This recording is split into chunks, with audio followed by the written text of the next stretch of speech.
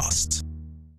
Good news, we've slashed the cost of subscribing to the UK's leading Christian magazine. Now you can read news from a Christian perspective and interviews with fascinating leaders for half the normal price. That's 12 issues of Premier Christianity magazine for less than £20. Plus, take out a subscription by the 14th of September and we'll enter you into a prize draw to win £200 worth of new Christian books. There's never been a better time to subscribe. Go to premierchristianity.com/subscribe. The Profile.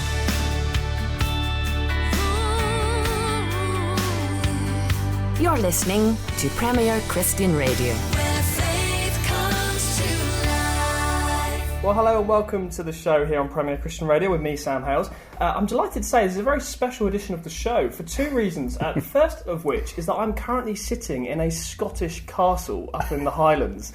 And the second reason is I'm here with Tim Cheshire. Tim, welcome to the show. Thank you very much, Sam. Lovely to be here. Welcome to Scotland. Welcome to Scotland. The billiard room, no doubt. The billiard room in the castle. We are in a billiard room in the castle. Tim, you better explain pretty pronto what on earth we're both doing here in this castle. Why are we here? I just bought this house and I thought I'm going to invite... No.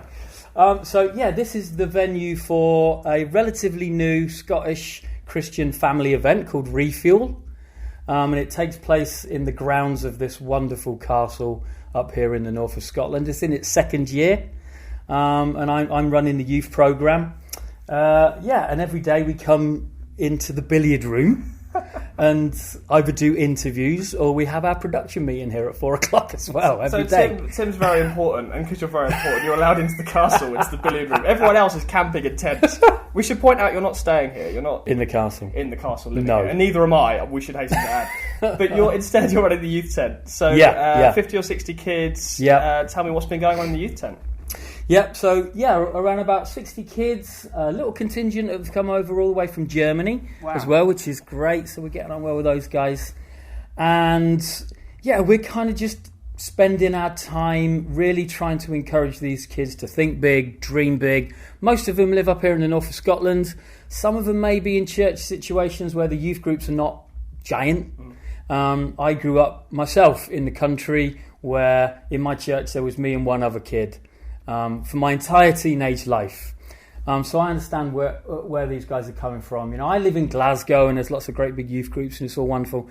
Can be a little bit tougher for teenagers up here in North Scotland. So we're just encouraging them to dream big, think big, not be defined by other people. A lot of these kids, already they've been told, this is your generation. This is who you are. This is what defines you as a generation. You're the I generation. This is what defines you, this is how you act, and this is what your future holds. So we're saying, do you know what? Absolutely not. You define your own self, you define your own generation, and you can actually shape that generation. So we're trying to make sure that they're giving God a little bit of opportunity in their lives to speak to them and kind of explore this whole idea of what it means to be part of their generation, and the fact that they can be agents of change. Yeah. They can be part of shaping it, not being told it's already been shaped and they've got to fit into it. I mean, it sounds like what you're kind of putting into these kids is some of what almost you wish you could have had for yourself, right? When you were growing up, as you say, in your church with not many people around and it was hard. But tell me a bit more about your upbringing, how you came to faith and what your sort of church situation was like when you were younger. Yeah, well, I grew up in a single-parent family and when I was really young, my mum became a Christian and it was kind of in the 70s. During the sort of renewal days when kind of things of the Holy Spirit were just kind of getting going in the UK. And my mum joined this little group, it was called a house church. It was part of the house church movement. And so my kind of initial church experiences as a kid who hadn't made any decision to follow Jesus was just kind of going along with my mum. I had never entered into a church building at all. It was just all house church stuff. It was kind of a little bit underground, a little bit hippie. It was pretty great and I really loved it. Most importantly, I absolutely saw a massive change in my mum's life, even at a young age. And we prayed for things. Like we were pretty poor, and I can remember once not having any shoes as a kid, and my mum said, we're going to pray that God will provide us with some shoes. And I just thought, oh, wacko, this is crazy. But let's go with it. And we prayed, and that same day, literally that same day, somebody knocked on the door and said, "We've got some shoes. We just wondered if Tim needed shoes." And I was like 9 years old. I was so totally blown away by this whole thing that very shortly afterwards I gave my life to Jesus, and grew up through the 80s as a teenager. I lived in the country, so as I said, we were in a church which was very small, in a small rural part of Buckinghamshire. But I can remember going to things like this with my mum and with my larger church family. They were called Bible Weeks back then, and they were real seminal moments for me and for my church, where God really spoke so clearly to me, which when I look back on it now, the things that God said to me when I was a teenager at those gatherings, I'm living it out now. Like I'm actually living those things out now. I think it's really important to talk about, as you say, those seminal moments and how events like this can be really important. Because I think sometimes people can be a little bit kind of sceptical and say, well, you just kind of go along and have a great week, but then all the kids go home and they go back to their normal lives and they're not really following God and they've got to wait another year to go back to youth camp again. And I've heard youth leaders sort of talk about this as well. Yeah. And sometimes it's presented as a bit of a problem that it seems like kids will have a really exciting week at whatever Bible week, but it doesn't always follow through with the rest of the... Well, my answer to that would be that make sure whatever it is you're doing with the kids throughout the rest of the year lives up to their experience that they have at these events. Make sure every week you're stretching them, challenging them, helping them to focus in on what it is God has got planned. What we're talking about with these kids this week is God has got a plan for your life. It started before you were born. It's exciting, and it's happening right now. And if you, in your life, which is full of distractions, if you will just create a little bit of a space in your life for God to speak to you, He will. That is going to shape your life. And that is going to determine what is going to happen in your life if you allow it. And if you do, and we've had some people talking about how they did that when they were younger and how it shaped their life. If you do, it will lead to an incredible, challenging, faith-filled adventure with God for the rest of your life. And their youth group experience needs to be that every week. And all we can do is just add into that a little bit. And maybe, I'm a great believer in there are going to be moments, and we could talk about examples of this in the Bible and so on and so forth. But there are certain moments when people gather together and God says something to a group of people all at the same time, which is significant for that group of people. And that's what this week is. So when you're not sitting here in the billiards room in a Scottish castle, you do a couple of things. Well, one of the things I want to talk about is that you're the National Director for Scotland for the Message Trust. The Message Trust will be familiar to a lot of people, really as being centred in Manchester, of doing great works in schools, with sending bands into schools and doing evangelistic outreach onto estates, and a number of people will be familiar with that, but may not know so much about what the message is in Scotland. And you're clearly the man to ask because you've had it up here. So tell us about the Message Trust in Scotland. Well, it's fascinating. It's been fascinating for me to see how the Message Trust has developed over the years. Obviously, it was really kind of influential for me, somebody that was in a band for many years, and seeing just what they were doing and how they were using music and arts and creativity to create these, what can only be described really as sort of urban missionaries. Using these giftings to connect with kids on tough estates, mainly back in the day in Manchester. But really over the last 5 or 6 or 7 years, Andy Hawthorne and others on the team centrally there have felt that God has been encouraging them to spread their wings beyond Manchester and create hubs, not just around the UK but around the world. So we have the Message Trust in Scotland, based in Glasgow. We have the Message Trust in Wales, based in Cardiff. We have various Message Trust hubs around England. We have the Message Trust in South Africa.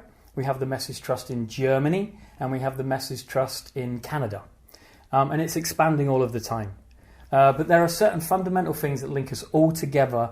We are there to reach the least, the last and the lost. So incarnational ministry, a focus on young people, but not exclusively for young people. Lots of prison ministry, Eden teams. Moving into rough estates, living there, incarnational ministry, working in partnership with local church, reaching into those communities, and all the kind of unique challenges. There's a friend of mine in London who's doing the Eden project, the Eden Team thing, where you will literally, as I understand it, sell your nice suburban house and you will move into a flat in the middle of the toughest estate imaginable, and you'll start to reach people with the gospel, which I find incredibly inspiring. Eden Teams is not just people moving in. So first of all, it starts with the local church, which is already working there, or is working close to there. Then typically the team would be made up of people living who grew up in that area. And they're the key members of the team.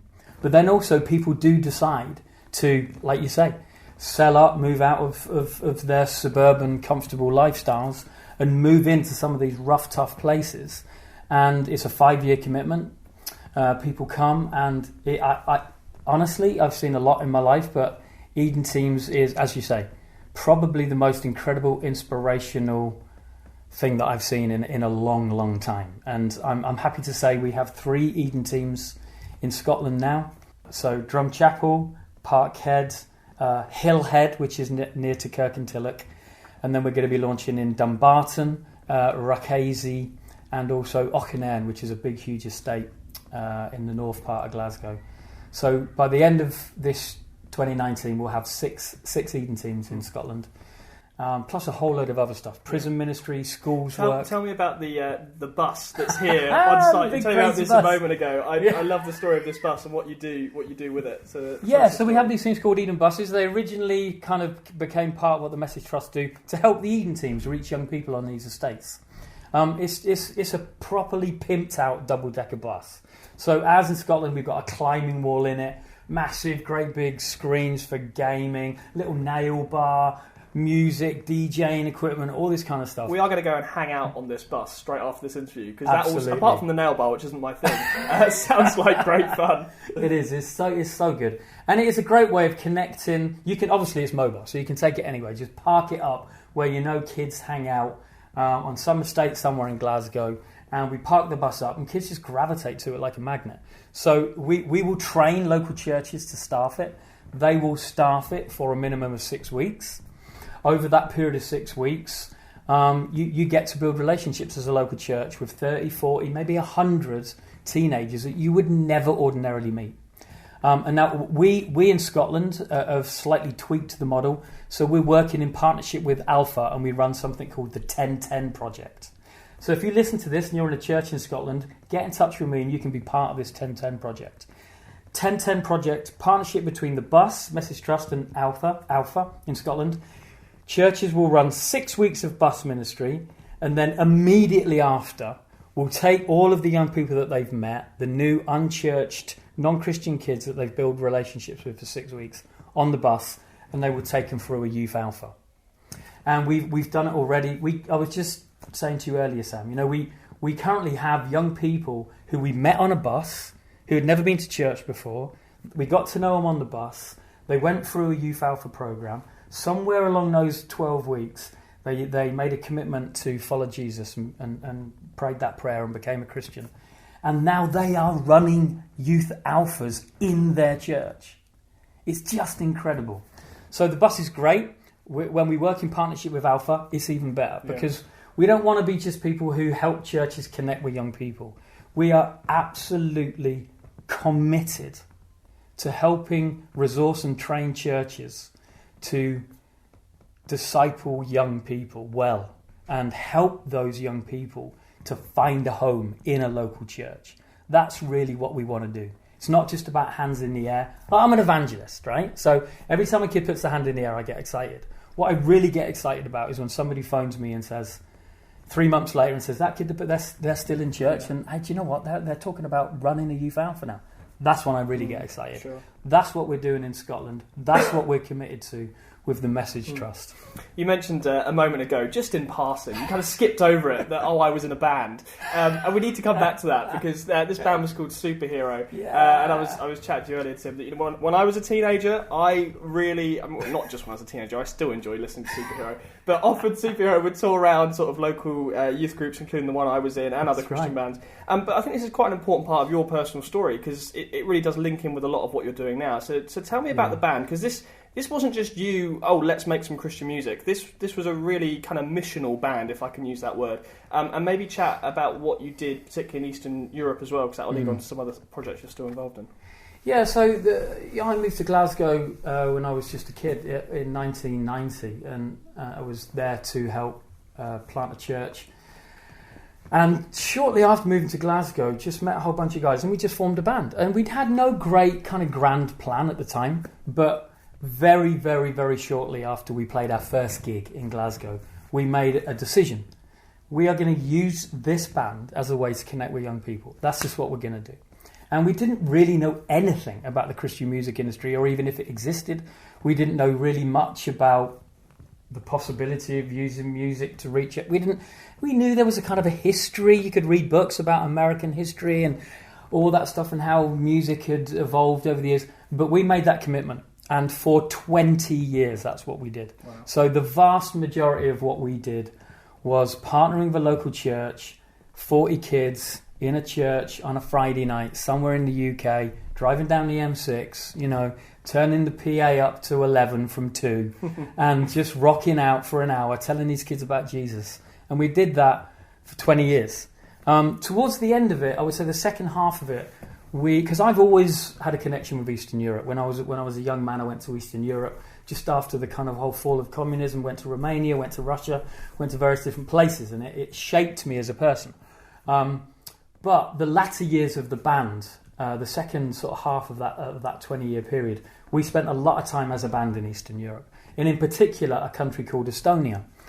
And we were just going into Estonia, partnering with organisations and local churches, and that country has very unique issues, it's very secular, and we came across young people in Estonia who literally had never heard the name Jesus mentioned in any kind of religious context whatsoever. I mean, it's that secular.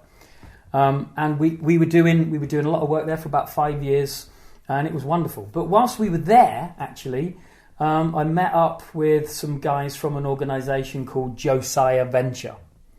This is an American organisation that's been working in Central and Eastern Europe for 25 years, doing, incredible work, helping to support and resource and train local churches in a part of the world where, there is not an abundance of full-time youth workers. There's not many full-time pastors, let alone full-time youth workers. Hugely under-resourced, but a massive harvest field. Less than 1% of the youth population would across Eastern Europe, in the countries we're working in, would have any kind of personal relationship with Jesus. There's a tiny percentage of the youth population. And this is the harvest field we're in. It's massive, absolutely massive. And Josiah Venture for 25 years have been committed to sending people, resources, missionaries, training churches, how to disciple young people, how to reach young people. So I met with those guys randomly at a gig once, and the guy was like, "Hey, I work with this organisation, we're doing something very similar to this." And cut long story short, now I, as well as my role with the Message Trust, I work as an international director with Josiah Venture, working in 13 different countries, and a lot of it is with music still. Yeah, exactly, and it's amazing how all these things sort of feed together of passion for youth ministry and music. You could almost say that like somebody bigger than us was in control of this stuff, right? You could almost say that. Hey, I want to play a bit of Superhero, so what songs should we play? Oh my word! Gosh, you put me on the spot now. Why don't we play OMG? Okay, here is OMG by Superhero. Oh God, I got myself a tricky situation. Oh my God, I hope you got my back, 'cause I'm in trouble when I'm under attack. And oh no, I got myself a proper situation. Got nowhere to turn, and here I'm crying out to you, and I don't even believe in you. And I hope that you can hear me crying out. Hope that you're not deafened by my doubt. And I'm hoping you're as gracious as they say that you are. Because God, if you're there, I need you now. I've never been here before, so I don't know how. Well, I don't know how to speak to you. Will you help me, God? 'Cause I know I've only got myself to blame. It's true, I don't deserve your help, and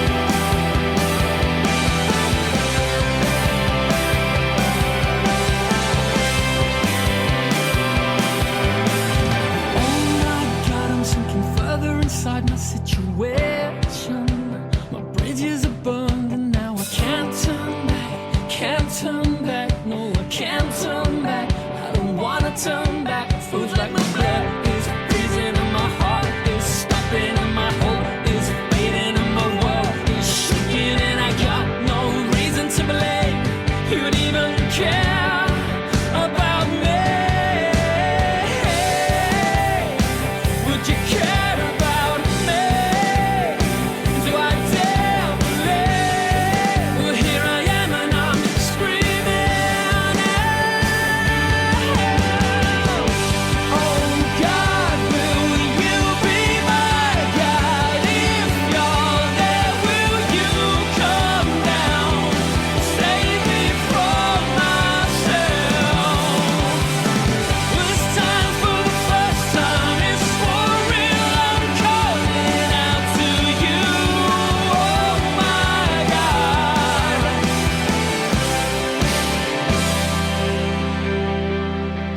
That was OMG by Superhero. I'm here with Tim Cheshire, who was the frontman of that band. I was going to let you know that song, we only ever really made one proper video, and it was to that song. We did it in Estonia. After 62 hours of not sleeping. Oh my word. It was a punishing schedule, and at the end of it, hours. we remembered, hey, we've scheduled in to make a video. Do you remember? So if you watch a video and we look slightly tired, that's why. I am going to check that video out now. I want to see exactly how tired you're looking. Wow, that is... I feel like that must be some sort of world record. It was certainly our record. I can't think of any other bands or artists who've attempted to record a music video after 62 hours of staying up. That's classic superhero administration. I did want to delve into a couple of kind of wider topics, because we're here in Scotland, and you already mentioned that you've got a big heart for Eastern Europe and you're doing a lot of work there, and the figure you mentioned was something like less than 1% of people across that part of the world have any kind of connection or personal relationship with Jesus or understanding Christianity. But here in Scotland, there are very similar statistics that get bandied around, and certainly the people I've been talking to here would say that if you look at the secularisation, which most would agree is happening in the West, it seems to be happening at a faster rate in Scotland than England. And that's not to say that England's doing well. I think the downward trends are often look similarly bad for across the whole of the UK. But there does seem widespread agreement that Scotland's in a bit of a bad place. So a couple of questions. I mean, first of all, kind of what gives you hope in the current climate? And secondly, why is Scotland worse by that measure than other parts of the UK? I mean, I do know that recently I spoke to a guy who informed me that Scotland had been placed onto the unevangelised nations list, which was... I've lived in Scotland most of my life, you know. I haven't picked up any of the accent. All my kids speak with a Scottish accent. They were all born in the Southern General in Glasgow, and my wife worked in a primary school in Denniston for 19 years. But, you know, we understand Scotland very well, and the history of Scotland and its heritage in terms of sending people overseas is quite incredible. And to discover a few years ago that we'd been placed onto the unevangelised nations list was certainly for me a little bit of a wake-up call. Like, hey, wait a minute, this is crazy.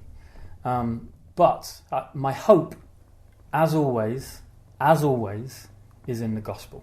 My hope is in the gospel.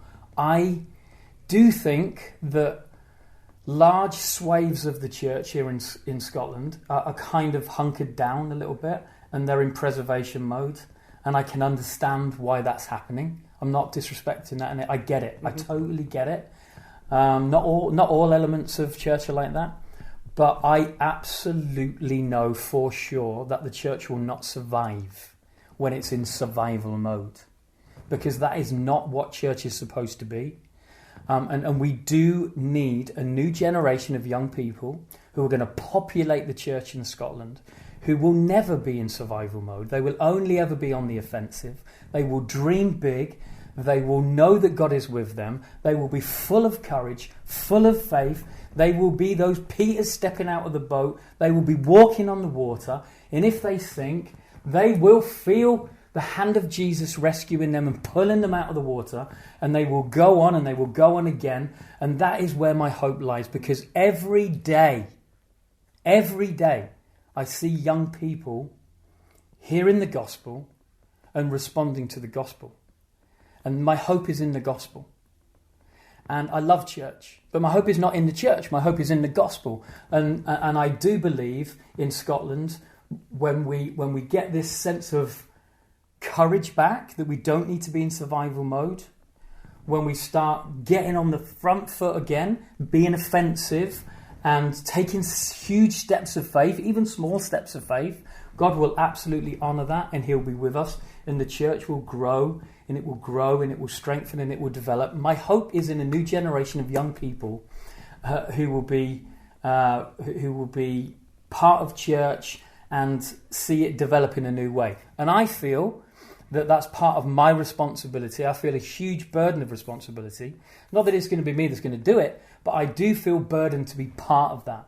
So if anybody ever asks me about the church in Scotland, but I'm only ever going to be positive about it, because I know, because I see it all the time, young people respond to the gospel because they want it, because there's power in the gospel. Simple as that. That's never changed. Doesn't matter how bad the state of the church is here or anywhere else. The effectiveness and the power in the message of the gospel remains absolutely the same. Well, from here in a castle in the Highlands of Scotland, we're going to have to say goodbye. But we are here at Refuel Festival. As I say, you're leading the youth tent. Will you be here next year? 100%. We're committed to this. We're committed to this right from the start. Craig phoned me up. He was like, "Hey, can you help us out?" We're in. So you'll be here next year if you want to come check out Refuel Festival. And I'm not sure if they'll let you into the billiards room in the castle, but you can always try. Then the youth tent is where it's happening, and Tim's heading it up. So if you want to check it out, go to the website. Refuel, it's run by the filling station. But for now, Tim Cheshire, thank you so much. Cheers, Sam. Love you to see you again.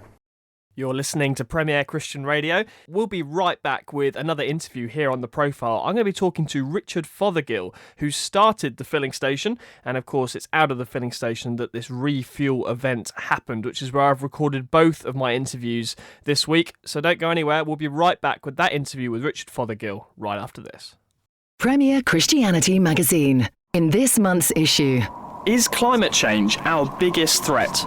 Increasing numbers of Christians are saying yes. Find out why in the latest edition of Premier Christianity Magazine.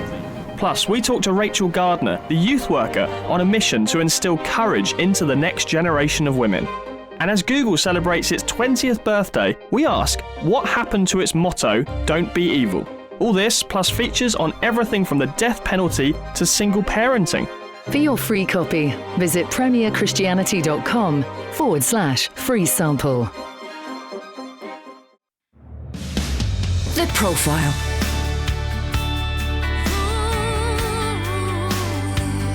You're listening to Premier Christian Radio. Hello and welcome to The Profile here on Premier Christian Radio with me, Sam Hales. This show is brought to you in association with the magazine I edit. It's Premier Christianity Magazine. If you would like a free sample copy of our latest edition, you can get one. Just visit our website, premierchristianity.com/free sample. Now, today on the show, I am delighted to say I have a special guest with me. It's Richard Fothergill. Richard is the founder of The Filling Station, a new informal way of expressing the Christian faith. And the filling station also runs an annual summer festival called Refuel, which is taking place right now, at the time of recording, in the Highlands of Scotland. And we're actually sitting inside a beautiful castle. And people are camping on the grounds just outside here for this event called Refuel, run by the filling station. So Richard, welcome to the show. Very nice to be here. Can you share some of your testimony with us? Quite often on the show we like to start by hearing about a person's early life and faith. So where did Christian faith come in? Yes, well, I was born in Kendal in the Lake District. I'm a northerner by origin. And but having said that, my father was a forester and he went and worked in Scotland in the borders. So I had my first decade of life up here in Scotland. And I mean, we were probably Anglican type Christians, but it was very much, that was just the culture. So we do Christmas and Easter services maybe. And but if the turkey was burning on Christmas Day, we wouldn't go to church. We just made sure we got the turkey right, you know. So being a Christian was seen as kind of the norm. Yeah. But it wasn't really talked about, and we didn't read Bibles or anything like that. So my brother and I, there's two of us in our household, two brothers, we just grew up in that kind of environment. And it was only when I went to a school called Monkton Combe down in the south, that was a very Christian school, still is, I think, that I started to hear the gospel.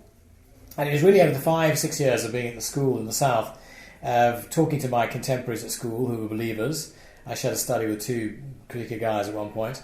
And then my tutor, the chaplain, they had a lot of Christians there who really did walk their talk, And it was over that period I heard the gospel, and somewhere along the line I started to believe. And I can't pinpoint a date of when I confessed my sin and asked Jesus to take over, as you do. I can't point to that at all. It was over a 5-year period. I know actually at 17 I wasn't a Christian, but I know by 21 I was, right. No, certainly. And as my brother also, he became Christian when he was about 16 through the school. So, and then we started to get involved with fellowship, started to go to a church more earnestly. At the university, I went to a Baptist church up in Newcastle. And then I went to London. I started a sort of yuppie career down there. I was in advertising and public relations. And I did that for 7 years and enjoyed myself immensely. And then I went to various churches in London. I started off in St Helens Bishopsgate over in the east end of town, in the city. And then I migrated westwards, partly because I was living over in Fulham, to a church called Holy Trinity Brompton. That's where I bumped into the Alpha course and things like that. Yes. So that was a very potted history. You were at HTB, I think, at a really interesting time, really when Alpha was starting to really take off and go all over the world, and it quite exploded, really, didn't it? It is indeed. I think I was there for the 3rd ever Alpha course, and it was only, in its early days, it was only an introductory course to visitors at Holy Trinity Brompton. Right. And there was sort of 35 people on it, and it was just happened to be called the Alpha course. And you're quite right, it was sort of the 7 years I was there was when it started to get a bit out of hand, really. And well, what was it like for you going to the church and this thing kind of blowing up? It was a real buzz, I tell you. There was a real sort of expectancy in the air. I was also at the very first meeting that John Wimber ever came over and did in 1983.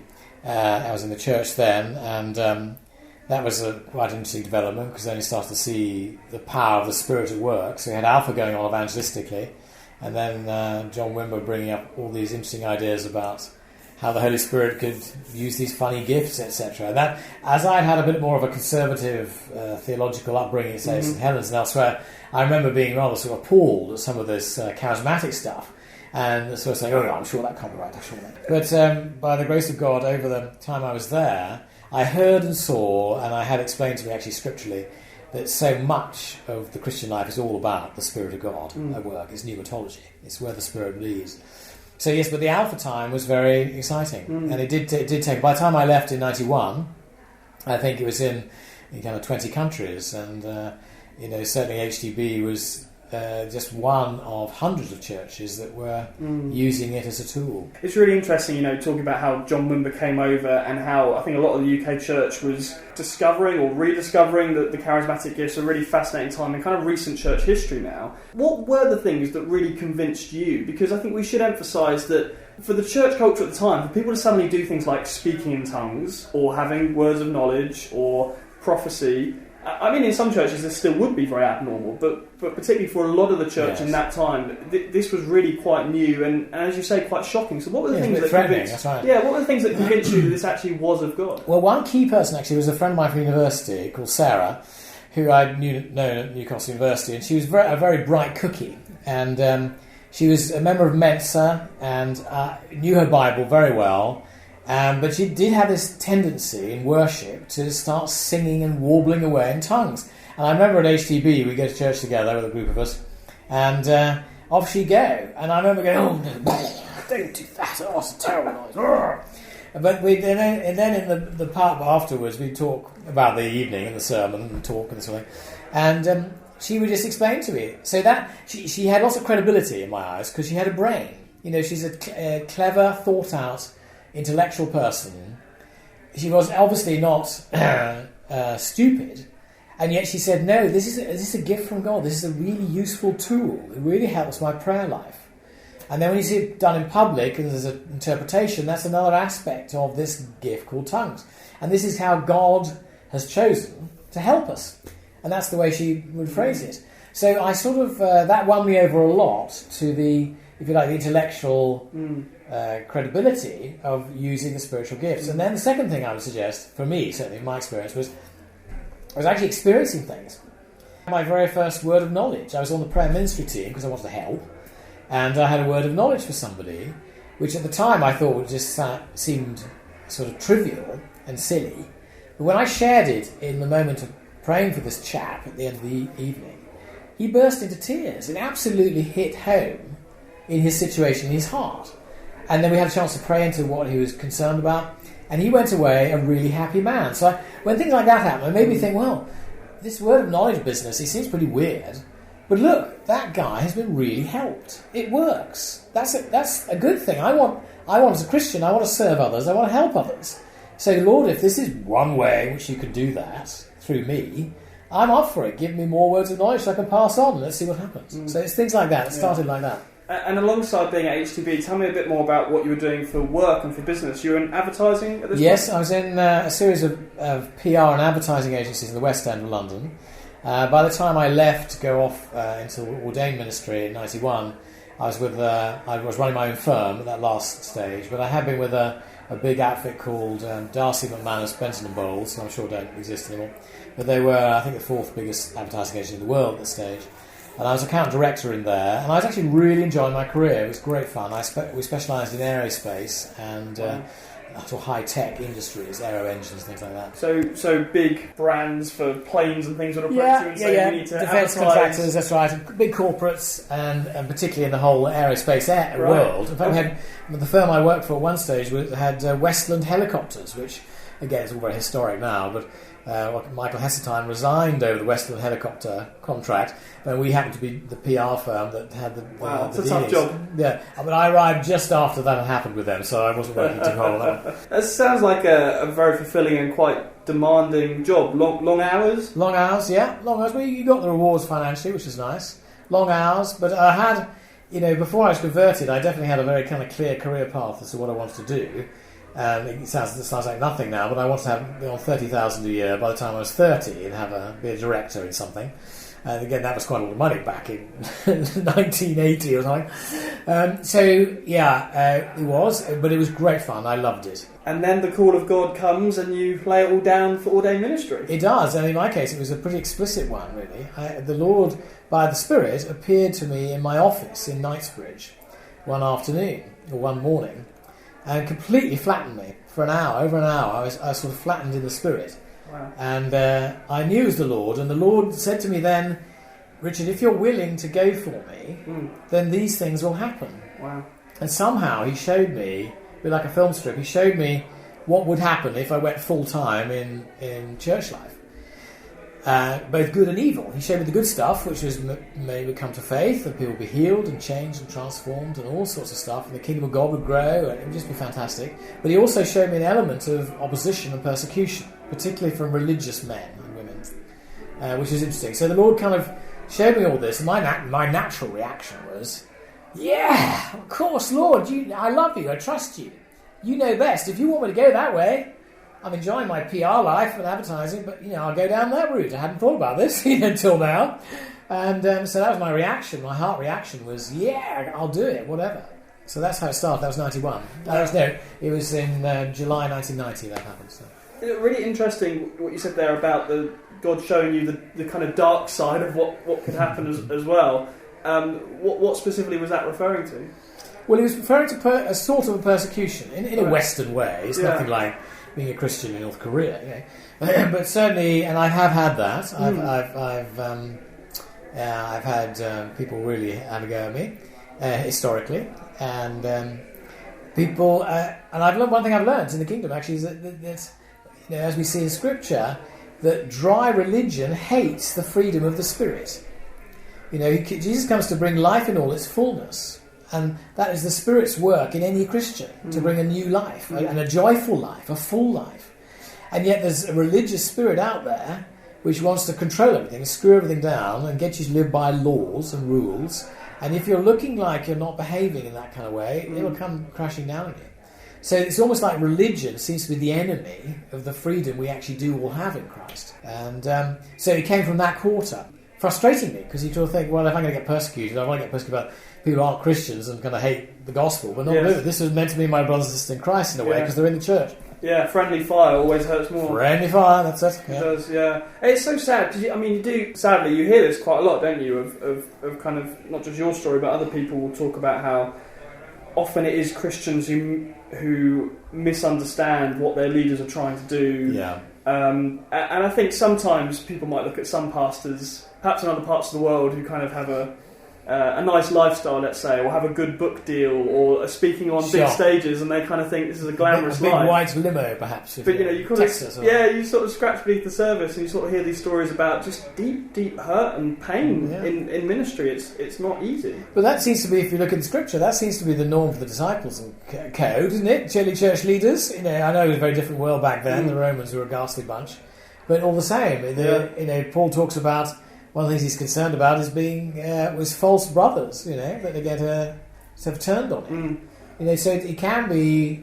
I think it's part of the apostolic calling. Actually, if you're going to see the good stuff and the bad stuff. You're going to have the highs, the joys of life and intimacy with the Lord. But there's also, because of this fallen world, you're going to get a bit of a backlash. I think.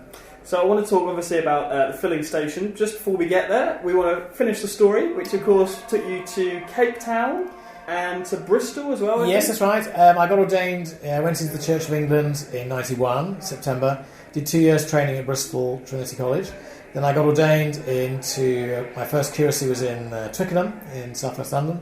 And then in 97, I went down with my wife Josephine, our two young daughters, to Cape Town to do a church plant. It was thinking an idea to do a church plant, and with a church called St John's Weinberg. And we bought a warehouse about a year later in another suburb. Started with about 65 in the church, and grew it up from there. We did that for 7 years. Had a great time. The Lord really blessed it. It was lots of fun and games. Lots of de-church people getting involved. Lots of new people getting converted, etc. And then we came back at the end of 2004. And with Nick Crawley, my long-term mate, who's also ex-HDB, funny enough, we started, with the Bishop of Bristol's encouragement, we started a new Anglican church in Bristol called Crossnet. And I only did 2 years with it in the end. I thought I'd do a bit longer, but it was clear the Lord was taking me off into the other areas, particularly filling station, after 2 years. And Crossnet was a great church, and it seemed to end up being a student church, which we hadn't really expected. So we got all these new young students who either weren't Christians or were only just there. But it was great because we had lots of debates and discussions about everything. Yeah. But the frustrating side was that they come for a year or something, or 2 years, and then they go off to their careers elsewhere, so they have to start all over again with another bunch. But it was good. It was good to do that. That got me to Bristol, the southwest of England. And then that's how I met, through that geographically, that's where I met the first group that did the very first filling station. Right, so let's chat about the filling station. Obviously, first question for those who haven't come across it before, what is the filling station? What is the filling station, indeed? Well, first of all, it's not a new church denomination. It's important to know that. It's a place of encounter where people meet the Lord. And whether that's in the form of renewal, if they're existing Christians, and they get sort of pepped up and encouraged and strengthened and taught, or for those who are not Christians, who didn't know God was around and loved them, and they become believers through it. So it's evangelism and renewal. Those are the two kind of elements, key elements, of what a filling station is. The meetings, it's done through a once-a-month celebration meeting in a neutral venue. So in a village hall or a barn or a cafe or whatever. We've got them in all sorts of funny places. Garden Centre has one. Even we had one at the castle for a while in Farnham. They've actually moved out to somewhere else now. And it's a neutral venue, midweek evening, just for a couple of hours. And typically you'd have good quality refreshments, some worship, sung worship, teaching, testimonies. Very important to have testimonies. People love to hear what God's doing and prayers answered and so on. And then some prayer ministry at the end of it. And that usually is the normal mixture of a filling station night. And we're very open-handed about it. So we love people just to drop in. And if they drop out again, we never see them again. God bless them. No problem with that.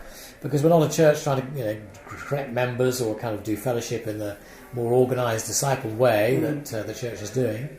But we do find a lot of people who have been discouraged in life, either believers or not, find their way to these meetings, and then they love them. I think because it's fairly informal, it's fairly easy access.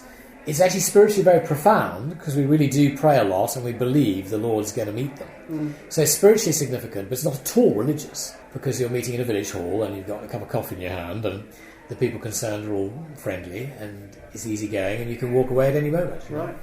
So you say you encountered this, so was this already up and running? No, I had a vision from the Lord in end of 2003, funny enough, I say a vision, that sounds very grand. I've never had an open-eyed vision. It was, I was with a friend on a hill. We went for a walk one summer's afternoon, and actually I was in Africa at that stage, and I come back to stay with this couple, and we went up to the top of this hill called Kelston Round Hill, and we got to the top of a beautiful summer's afternoon, and so I just started praying and just thanking God for life and all, and then the Spirit, he showed me the landscape with these little whirlwinds breaking through a sort of black mist. The landscape was covered in a black mist. The black mist represented a deception that Satan had put across people's minds and lives to them, that they couldn't see God, they couldn't see Christ. And then I saw these whirlwinds appearing, they started to break through, and as a result, light could get down onto the ground. And the whirlwinds, I knew in the metaphor, well, in the picture, were where Christians got together for worship and prayer. It kind of punched a hole through the deception. And then the sunlight could go down. Actually, sunlight was representing God, really. So the sunshine could penetrate through the hole, hit the people on the ground underneath, and they all started to look up and think, hey, yes, I remember God, church, yes, prayer. I remember Jesus, yes, I remember that. I remember some story when I was a kid. And they start to think about the Lord and look up towards the Lord in their hearts. So this is a funny picture I had on the hillside. After we'd been going a couple of years with CrossNet, I met a group who'd started off an alpha course. They started meeting once a month together in this little group. I think it was called Pray and Praise back then. And they asked me, they said, we don't quite know what we've got here. We've got about 40 people coming each month. It's in a country village hall. We like it, and we worship, and we have food, and we teach and stuff. But we don't know what it is. Is it a church? Is it a home group? Is it alpha group? We don't know what it is. So, Richard, could you help us? Could you be a hand on the tiller to help us steer this thing and find out what it is? And I felt the Lord, when I prayed about it, the Lord saying, yes, definitely get stuck in with these guys. I didn't know at that stage it was going to be the vision I'd seen, and I didn't know it was going to be called the filling station. That came along later. But we kept working together, and we got some good speakers in, and I taught them a little bit about the Holy Spirit and doing prayer ministry, things like that. And he seemed to add numbers, and then we started finding people getting converted through it. And we didn't quite know what to do with them, really, other than come back next month have some more. So we did that, and then the Lord said change the name, so we called it the filling station, the idea of being a place where you can be filled with the love and presence of God, and whether you're a Christian or not, you can be filled up and refreshed. And also to be outward looking. That was the whole idea. The Lord said be outward looking with this thing. And that was the first filling station. That burst into life really in March 2006. And you've now got them all across the UK, haven't you? Yeah, there's 95 of them around the world, of which 8 are abroad, and the rest are in the UK. I think it's 14 in Scotland, as we're sitting here in Scotland, one in Northern Ireland, some in Wales and so on.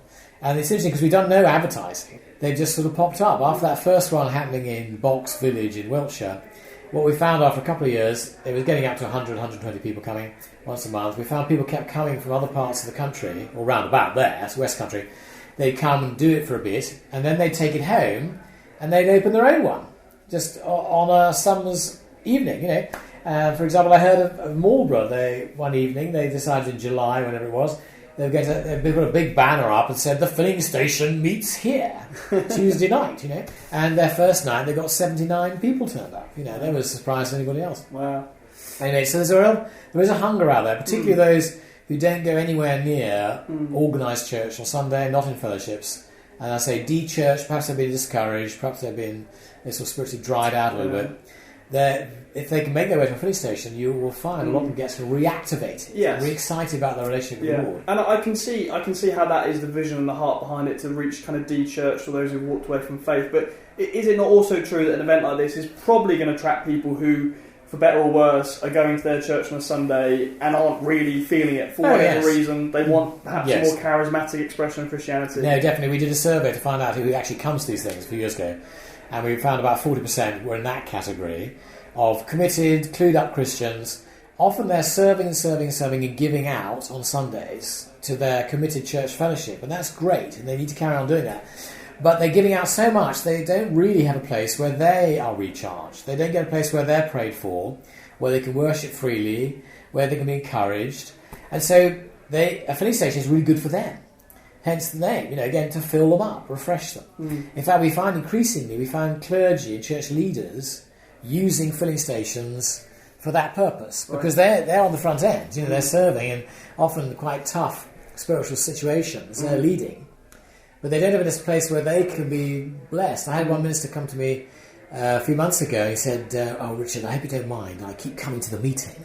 I said, "Of course I don't mind." You know? He said, "But it's the only place I'm off duty and I feel I can let my hair down because nobody here knows who I am." Right. I know who he is because he comes from a parish 15 miles away. Yeah. He said, "Nobody knows who I am." So when they pray for me and they get a word of knowledge which is encouraging, I think, well, that's great. This is the Lord. Yeah. Thank you, Lord. You know. Yeah. So that's really helpful. I'm pleased to hear that meetings do that. The other thing that I really found really interesting about this concept of the filling station, what you've done with it, is we mentioned Alpha, and as you look across the UK, you think of these big churches or big ministries, and often they're based in urban centres, and sometimes the church is accused of, or even the country in general, isn't it, accused of everything's London-centric, and why is everything based in London? Yes, I know that. Yeah. And you know, not entirely, but it seems a lot of these filling stations are tapping into more rural areas. And you mentioned, of course, we're sitting here in Scotland, in the Highlands, with the greatest respect to those who live around here. We are basically in the middle of nowhere, and you're setting up a big, you know, national conference here, which I think makes a really interesting statement. Well, it is. Again, it's part of. I think it's part of the DNA. Again, we had. You know, when this all started off in 2006, we hadn't a clue where it might go. You know, but obviously that was in Wiltshire. It was very much a rural village setting, and so then it's been reproduced in rural village settings. And obviously, rural spiritual life is different because there's much less in the way of resources there, like you say. So often people, the Christians out there, often feel isolated. They often feel a bit dried out. They feel like they're having to run everything and do everything in the local church setup.